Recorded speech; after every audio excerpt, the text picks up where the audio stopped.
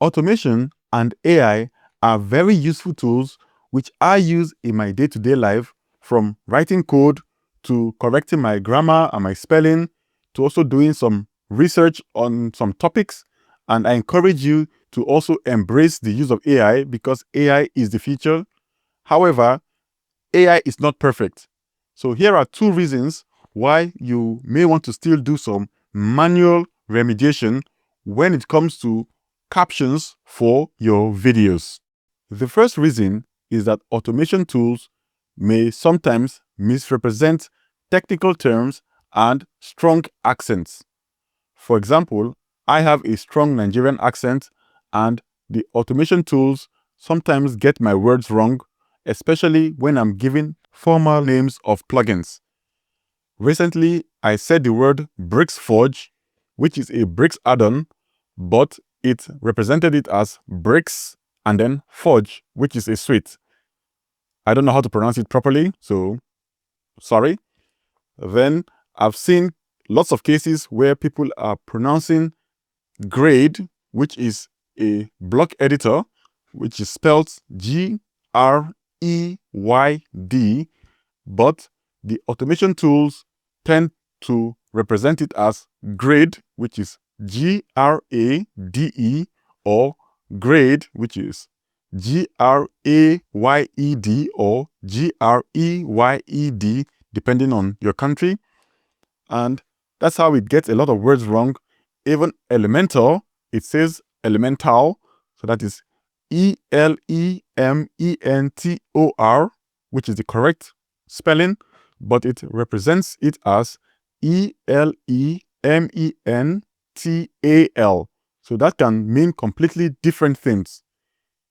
Even in a tutorial I was listening to just the other day, the person said CPT, which is custom post type, but it represented it as CPD, which is continuing professional development. So a person who doesn't really know those words already may get a completely different meaning, especially when it is now automatically translated into another language. The second reason is unnatural sentence breaks. It often breaks sentences at awkward points, which then create a disconnected thought, and that now makes it harder to understand the content. So for example, here is a snippet of a sentence, and see how it sounds differently. So I'm saying, okay, now we'll install the new page builder plugin, navigate to your WordPress dashboard and select plugins, then add new.